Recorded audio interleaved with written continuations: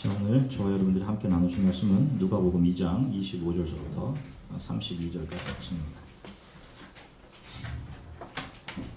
자, 누가복음 2장 25절서부터 32절까지 말씀 우리 함께 한 목소리로 하나님의 말씀을 읽으시겠습니다.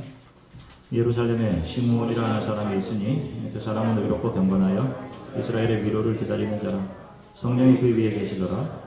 그가 주의 그리스도를 보기 전에는 죽지 않냐리라 하는 성령의 지시를 받았더니 성령의 감동으로 성전에 들어가매 마침 부모가 율법의 관례대로 행하고자 하여 그 아기 예수를 데리고 오는지라. 시므온이 아기를 안고 하나님을 찬송하여 이르되 주제여 이제는 말씀하신 대로 종을 평안히 놓아주시는도다. 내 눈이 주의 구원을 보았사오니 이는 만민 앞에서 예비한 것이요 이방을 비추는 빛이요 주의 백성 이스라엘의 영광입니다. 아멘. 잠시 기도하겠습니다. 하나님 주님 감사합니다. 사랑하는 성도들과 함께 주님을 찬양하고 우리의 마음을 주님 앞에 쏟아놓으며 두려웠던 마음들과 모든 마음들을 주 예수 앞에 가지고 나올 수 있게 하셔서 감사드립니다. 주님, 연약하고 부족한 종이기에 하나님께서 만져주셔야 하겠습니다. 온전하게 성도들에게 주 예수 그리스도와 사도들과 제자들을 통해 전하셨던 복음의 내용들이 조금 더 부족함 없이 가감됨 없이 온전히 증거되게 성령께서 부족한 종을 도와주시기를 소망합니다. 주님, 커다란 병마 앞에서 쓰러지고 있는 양들을 바라보며 안타까운 마음으로 어떻게 합니까? 기도하는 선교지에 계신 선교사님의 눈물의 기도를 들어주십시오. 좀 하나님 하실 수 있으시면 하나님께서 하실 수 있습니다. 주님, 병마를 물리쳐 주시고 주님, 예수 그리스도로 인해 우리 종족의 마을이 치료되었다, 구원받았다 라고 외칠 수 있게 성령께서 도와주시기를 간절히 소망합니다. 감사드리며 예수 그리스도 이름으로 기도드립니다. 할렐루야. 여러분 한 주간 동안 평안하셨습니까? 자, 오늘 본문은 예수께서 태어나신 후 정결 예식을 위해 예수의 부모 요셉과 마리아가 아기 예수를 데리고 예루살렘으로 올라갔을 때의 한 에피소드를 기록하고 있습니다. 정결 예식이라는 것은 아기를 낳은 산모가 율법의 규정대로 제사장을 통해 부정하면서 해방되는 예식이에요. 이스라엘은 죄를 범한 인간이 죄 중에 아기를 낳는 것 자체를 부정함으로 여겼어요. 그래서 아기를 낳는 여인은 반드시 제사장 앞에 나아가 율법에 정해진 규례대로 정결 예식을 치러야 했습니다. 레위기 12장 2절부터 7절의 말씀 함께 읽으시겠습니다. 앞에 보시고 레위기 12장 2절부터 7절입니다. 이스라엘 자손에게 말하여 이르라. 여인이 임신하여 남자를 낳으면 그는 이래 동안 부정하리니 곧 월경할 때와 같이 부정할 것이며 8째 날에는 그 아이의 포피를 뺄 것이요 그 여인은 아직도 33일을 지내야 사녀를 깨끗하리니 정결하게 되는 기한이 차기 전에는 성물을 만지지도 말고 성수에 들어가지도 말 것이며 여자를 낳으면 그는 2일에 동안 부정하리니 월경할 때와 같을 것이며 사녀를 깨끗하게 되면 66일을 지내야 하리니 아들이나 딸이나 정결하게 되는 기한이 차면 그 여인은 번제를 위하여 1년 된 어린 양을 가져가고 속죄제를 위하여 집비둘기 새끼나 산비둘기를 회막문 제사장에게로 가져갈 것이요 제사장은 그것을 여호와 앞에 드려서 그 여인을 위하여 속죄할지니 그리하면 사녀를 깨끗하리라. 이는 아들이나 딸을 생산한 여인에 대한 규례니라. 아멘. 자, 율법의 규례에 의하면 여인이 남자 아기를 낳게 되면 7일간 부정한 여인이라는 혐의를 받게 되고 33일간 부정한 사람으로 외부 사람들과 격리되어 있어야 했습니다. 그리고 그 아기가 여자이면 2배 14일간 부정한 자의 혐의를 받아야 되고 66일간을 외부 사람들과 격리되어 있어야만 했어요. 그리고 그 기간이 다 찬 후 성전에 가서 어린 양으로 번제를 드리고 그리고 비둘기를 가져가서 속죄제를 드려야만 비로소 부정의 혐의를 벗고 정결하다 인정을 받을 수 있습니다. 자, 여러분 잘 보세요. 성경에 등장하는 여자는 남편을 상징하는 하나님의 맞은편에 서서 남편의 은혜 없이는 살 수 없는 그런 피조물을 상징해요. 성경에 등장하는 여자가 그렇습니다. 그래서 여자가 교회와 성도를 상징하는 거예요. 여러분 교회의 이 디모데서나 이런 데도 보면 여자여 교회에서 잠잠하라 하는 이야기가 있습니다. 그 안에는 뜻깊은 그 내용을 담고 있는 거예요. 바로 교회와 저와 여러분 모든 성도들을 향한 이야기를 하고 있는 것입니다. 자, 그래서 이 여자는 오직 예수를 남편으로 삼아 평생 작은 예수라는 아들, 자녀를 낳아야 정결, 거룩함, 깨끗함, 성화를 이루게 되는 것이에요. 그래서 여자아이를 낳은 산모의 정결기간이 66일로 남자아이를 낳을 때보다 2배로 긴 겁니다. 성화의 기간이 더 필요한 거예요. 사실 이 내용이 좀 어려워서 여기에 대해서는 조금 더 깊이 들어가야 하겠지만 기회가 되면 이 부분에 대한 설교를 좀 더 하도록 할게요. 자, 이 정결 예식에 참여했던 예수의 부모 요셉과 마리아가 한 여자 선지자를 만납니다. 누가복음 2장 36절부터 38절인데 쉬운 성경으로 한번 보실게요. 함께 읽으시겠습니다. 또 여자 예언자가 있었습니다. 이 사람은 아셀 지파의 바누엘의 딸인 안나였습니다. 그녀는 나이가 많았습니다. 결혼하고 7년 동안을 남편과 살았는데 그 후로 과부가 되어 84세가 되었습니다. 그동안 한 번도 성전을 떠나지 않고 밤낮으로 금식과 기도를 하여 하나님을 섬겼습니다. 바로 그때 그녀가 와서 하나님께 감사를 드리고 예루살렘의 구원을 기다리는 사람들에게 이 아이에 대해 이야기하였습니다. 아멘. 자, 보세요. 이 여인은 결혼한 지 7년 만에 과부가 되어서 84세가 되기까지 혼자 산 여인이었어요.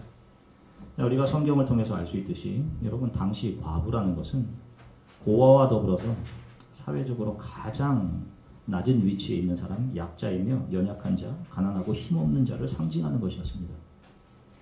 몇 살에 결혼했는지 잘 모르겠지만 결혼 후 7년 만에 과부가 되었으니 적어도 60년 정도는 그 여인이 그 자신이 속해 있는 사회에서 가장 낮은 신분의 사람으로 세상적인 보호막이나 의지할 힘이 없는 사람으로 세상에 대해 소망이 없는 사람으로 살았을 것입니다.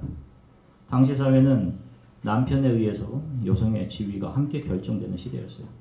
남편이 여인의 바람막이, 보호자의 역할을 했던 시대였습니다. 이 안나가 나이 84세가 되어서 예수를 만나 감사하고 기뻐하는 모습은 남편 없이 세상에서 가장 낮은 자로 60년을 살던 여인이 진짜 남편인 예수를 만나는 장면을 보여주고 있는 것입니다. 그리고 예수에 의해 거듭나 장차 예수 앞에 서게 될 것을 기다리며 이 땅에서 선지자로서의 삶을 살아가는 성도, 저와 여러분 모든 크리스천들의 삶의 모습이 어떠해야 되는 하는지를 단편적으로 보여주고 있는 것이에요. 모든 세상 사람들이 세상이 규정하고 있는 힘과 같이 이 세상의 힘이라고 정의하는 그 성공, 강함의 상징들, 그것들을 자신의 남편 삼아 살아가고 있는 그 세상 사람들의 틈 사이에서 세상의 힘을 잃어버리고 보잘것없는 사람으로, 가장 연약한 사람으로, 가난한 사람으로 이 땅을 살아가던 한 여인, 세상이 규정하는 그 힘, 불안한 남편을 잃어버린 사람이 진짜 남편인 예수를 만나는 것, 그리고 기뻐하는 것, 소망을 결국 이루는 것, 이것이 이 땅에서의 모든 크리스천들의 선지자적인 삶임을 안나라는 여인을 통해서 보여주고 있는 거예요. 자, 이 여선지자가 다른 사람에게 이 예수에 대해서 이야기를 합니다. 무슨 이야기를 했겠어요? 지금 자기 주위에 있는 사람들은 율법을 자신의 힘 남편으로 삼고 그것을 잘 지키는 자기 자신을 율법에 기대어 하나님 앞에서 정의롭고 선하고 훌륭하다라고 자기 스스로에 대해서 만족하며 정의를 내밀며 그렇게 살아가고 있던 사람들 앞에서 이 여인은 진짜 남편인 예수에 대해서 소개하고 있는 겁니다. 그 사람들 앞에서. 하나님이 우리 가운데 은혜로 오셨다. 임마누엘 하나님 우리 가운데 은혜로 오셔서 자신을 죄인으로 연약하고 흠 많은 사람으로 여기고 주 앞에 무릎을 꿇는 사람들에게 자비와 용서로 안아주시고 그들을 하나님의 자녀로 삼아주실 메시아, 자신의 신랑 되신 예수 그리스도가 베푸시는 구원에 대해서, 앞으로 이 예수가 베푸실 구원에 대해서 사람들 앞에 예언자로서 지금 이야기를 하고 있는 거예요. 어떤 분이 진짜 우리들의 신랑이신지 남편인지. 정결 예식에 참여한 예수의 부모는 또 한 사람, 우리가 오늘 읽은 본문에 읽은 시므온이라는 사람을 만납니다. 자, 오늘 본문 25절을 보면 그에 대해서 묘사하고 있는데요. 한번 같이 읽겠습니다. 누가복음 2장 25절입니다. 예루살렘에 시므온이라는 사람이 있으니 이 사람은 의롭고 경건하여 이스라엘의 위로를 기다리는 자 성령이 그 위에 계시더라. 아멘. 자, 전에 살핀 지금 이 안나라는 여인은 아셀 지파의 사람이었습니다. 그런데 시므온이라는 사람을 언급할 때는 지파 이름이 나오지 않아요. 그것은 그의 이름이 이미 한 지파를 드러내고 있기 때문이에요. 자, 창세기 49장 5절부터 7절의 말씀입니다. 창세기 49장 5절부터 7절 함께 읽으시겠습니다. 시므온과 레위는 형제요, 그들의 칼은 폭력의 도구로다. 네오나 그들의 모의에 상관하지 말지어다. 내 영광아 그들의 집회에 참여하지 말지어다. 그들이 그들의 분노대로 사람을 죽이고 그들의 혈기대로 소의 발목 힘줄을 끊었습니다. 그 노여움이 혹독하니 저주를 받을 것이요 분기가 맹렬하니 저주를 받을 것이라. 내가 그들을 야곱 중에서 나누며 이스라엘 중에서 흩으리로다. 아멘. 자, 이 내용은 시므온의 아버지인 야곱을 통해 시므온과 레위에게 내려진 저주입니다. 시므온은 야곱의 12아들 중 레아를 통해 낳은 둘째 아들이었어요. 그들에게는 디나라는 누이가 있었습니다. 그런데 이 디나가 가나안 족속, 가나안의 히위 족속 하몰의 아들이며 그 땅의 추장인 세겜에게 욕보임을 당합니다. 그리고 그 후에 세겜은 디나를 진심으로 사랑하게 돼서 야곱에게 청혼의 선물을 보내요. 시므온과 레위는 자기 동생이 욕보임을 당했다는 사실을 알고 분노합니다. 그리고 한 가지 계략을 세워 청혼을 받아주는 척하면서 그들에게 할례를 받아야 혼인이 가능하다고 이야기를 하고 그들에게 할례를 받게 합니다. 술수였죠. 레위와 시므온은 할례를 받고 통증 때문에 누워있는 세겜, 히위 족속의 사람들을 칼로 잔인하게 살육합니다. 욕보임은 나쁜 죄이지만 그것을 살육이라는 방법으로 사람의 피를 땅에 흘리게 하는 것은 하나님 앞에 죄입니다. 그래서 그 두 지파에게는 아버지 야곱으로부터 그들이 장차 이스라엘 중에서 나누어 흩어지고 없어지게 될 것이다 라는 저주를 받게 되는 거예요. 자, 이들은 다 죽고 멸망당해서 해체되어야 하는 지파들입니다. 레위와 시므온 지파. 자, 그런데 놀랍게도 하나님은 이렇게 저주받아 흩어져야 하는 이 두 지파 중 레위 지파를 은혜로 대하셔서 그들을 하나님의 성전에서 예배, 제사를 섬기는 자들로 품어내셨습니다. 그래서 레위 지파는 아무런 분깃은 없지만 그들에게 돌아갈 것은 아무것도 없지만 하나님의 전에서 섬기는 것들을 통해 그들을 먹여 살리시고 하나님은 그들이 드리는 예배를 통해서 이스라엘 백성들과 만나시는 그런 은혜를 레위 족속에게 베풀어 주셨어요. 은혜이죠. 자, 그러면 시므온 지파는 어떻게 되었을까요? 민수기 1장 23절입니다. 민수기 1장 23절 함께 읽으시겠습니다. 시므온 지파에서 계수된 자는 59,300명이었더라. 아멘. 자, 보세요. 이제 이스라엘 백성들이 출애굽을 해서 시내산에 도착했을 때 율법을 받은 후 처음으로 인구조사를 실시합니다. 각 지파마다 사람들의 인원을 센단 말이에요. 그때 그 인구조사에서 계수된 시므온 지파의 수는 59,300명이었습니다. 유다와 단지파 다음으로 세 번째로 인구가 많은 강한 지파였어요. 시므온 지파는. 그런데 약 40년 후 그들이 가나안 땅으로 들어가기 직전 모압 평야 앞에서 실시한 두 번째 인구조사를 보면 민수기 26장 14절입니다. 민수기 26장 14절 함께 읽으시겠습니다. 이는 시므온의 종족들이니 계수된 자가 22,200명이었더라. 자, 보세요. 장정 60명이 나왔습니다. 광야에서 다 죽고 광야에서 태어난 새로운 세대의 60만 명이 인구가 줄지 않았어요, 여러분. 이스라엘 전체의 인구는 줄지 않았단 말입니다.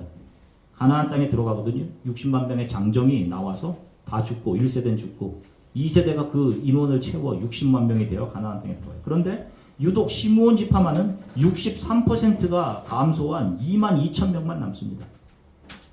나누어지고 흩어져 사멸될 것이라는 저주가 그들에게 실현되고 있는 거예요. 가나안 땅에 들어와서도 마찬가지입니다. 그들은 흩어지고 사멸돼요. 그런데 그런 그들이 결국 어떻게 되는지 살펴볼게요. 여호수아 19장 1절입니다. 여호수아 19장 1절 함께 읽으시겠습니다.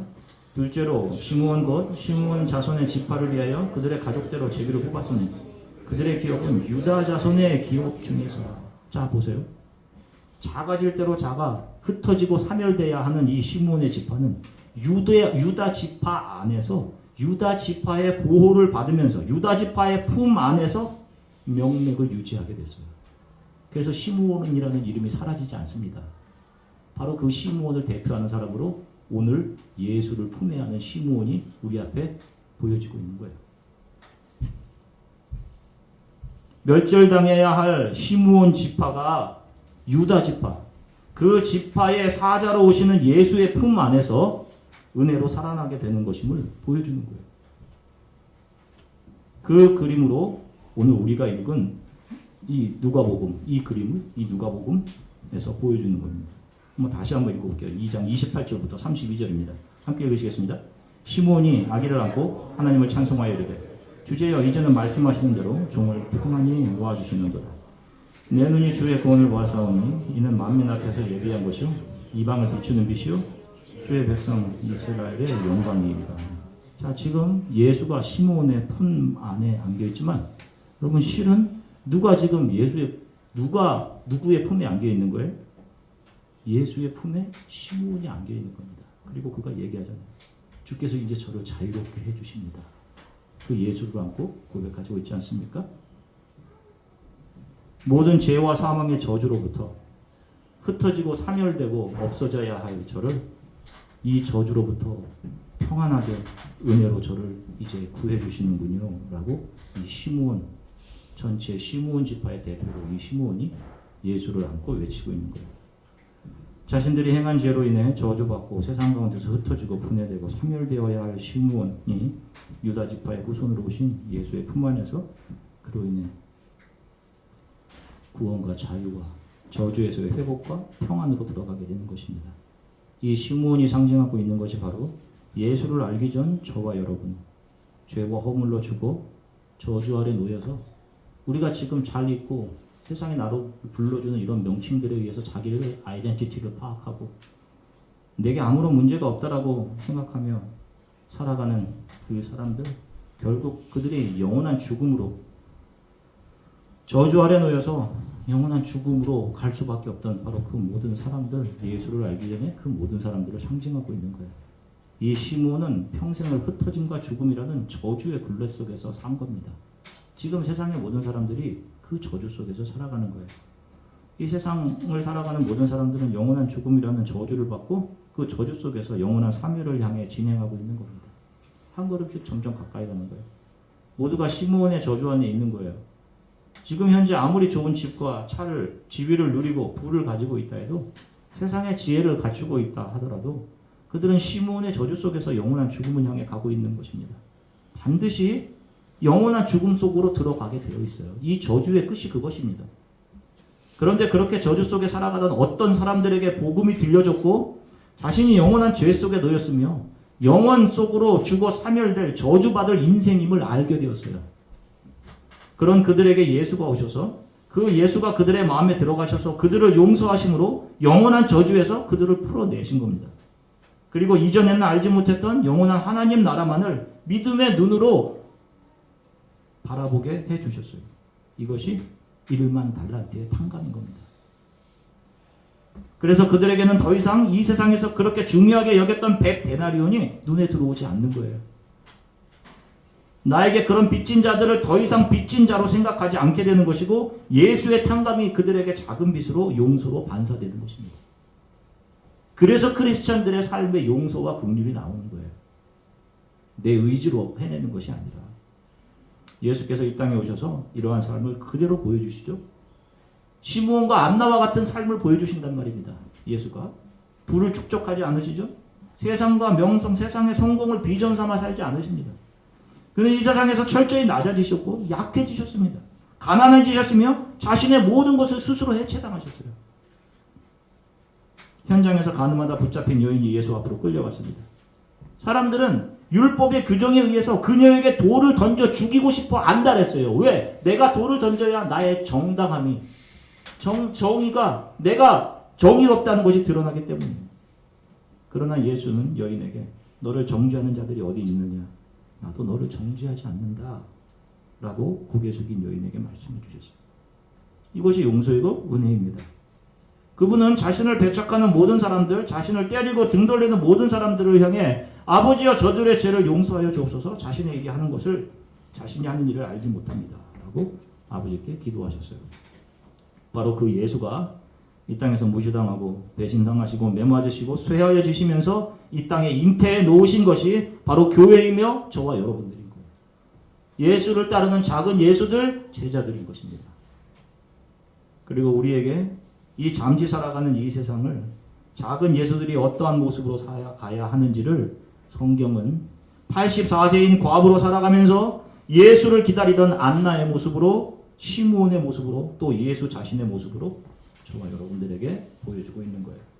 그렇게 예수에 의해 다시 태어난 사람들은 이 세상에서는 힘과 부와 명예, 돈이라는 남편을 잃은 과부로, 세상에서 가장 가난한 자로, 세상 모든 소망이 끊어진 자로 살아가는 것이고, 그들이 예수만을 붙들고 살아가다가 결국 진짜 남편인 예수 앞에 서서 이 땅에서 흘린 모든 삶의 눈물과 수고를 내려놓고 그분 앞에서 영원한 평안과 안식을 얻게 되는 것, 이것이 구원인 것입니다.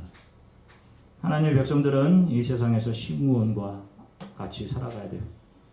죄의 형벌로 저주를 받아 영원한 죽음으로 가는 자신을 은혜로 구원해 주시는 예수 앞에 날마다 감사하고 기뻐하며 살아가는 겁니다. 또 안나와 같이 성도는 이 세상에 대해 결별한 과부로 가장 낮고 연약해 보이는 모습으로 살아가는 것이 맞는 것이에요. 세상의 힘과 부명예를 남편 삼아 살아가는 자들이 아닌 오직 예수를 나의 주인으로 삼고 살아가야 하는 자들인 것입니다. 그래서 우리 크리스천들에게는 이 현실이 자랑도 될 수 없고 부끄러울 것도 될 수 없는 거예요. 로마서 12장 1절부터 2절입니다. 로마서 12장 1절부터 2절 한 목소리로 읽으시겠습니다. 그러므로 형제들아, 내가 하나님의 모든 자비하심으로 너희를 권하노니 너희 몸을 하나님이 기뻐하시는 거룩한 산 제물로 드리라. 이는 너희가 드릴 영적 예배니라. 너희는 이 세대를 본받지 말고 오직 마음을 새롭게 함으로 변화를 받아 하나님의 선하시고 기뻐하시고 온전하신 뜻이 무엇인지 분별하도록 하라. 아멘. 자, 보세요. 예수에 의해 이 땅에 새롭게 태어난 작은 예수들의 이 땅에서의 삶은 날마다 자신이 제물로 죽어지는 삶을 살아가는 거예요. 하나님 앞에서 연약한 자로, 가난한 자로, 예수 없이 살 수 없는 자로 자신의 의지와 노력, 자기 주장이 다 기각되고 해체되는 겁니다. 내 안에 살아있는 의지, 내 안에 들어있는 들보, 내 주장이 날마다 주 예수 앞에서 나누어지고 흩어지는 거예요. 이것이 예수 안에서 거듭 태어난 크리스천들의 비전이고 예수를 닮아가는 과정인 것이에요. 여러분 안에 평안이 없다면 여러분 지금 내 안에 주인이 누구인지를 잘 점검해 보십시오. 진정으로 예수를 사랑하고 예수를 따르는 자들은 매일의 삶에서 예수처럼 자기 사랑, 자기 긍정이 아닌 자기 부인이 나타나야 돼요. 내가 부인될 때 내 안에서 예수가 살아서 움직이는 것입니다. 그리고 그들은 하나님께서 자신에게 허락된 삶을 살아가는 동안 자신의 모든 것을 내어주어 이 땅에 자기를 통해 예수가 그렇게 하셨던 것처럼 자신의 모든 삶을 통해 이 땅에 작은 예수를 잉태해내는 것을 그들의 삶의 가장 큰 소망이며 기쁨으로 삼고 살아가는 거예요. 여러분, 이것이 우리 크리스천들의 비전이요 소망입니다.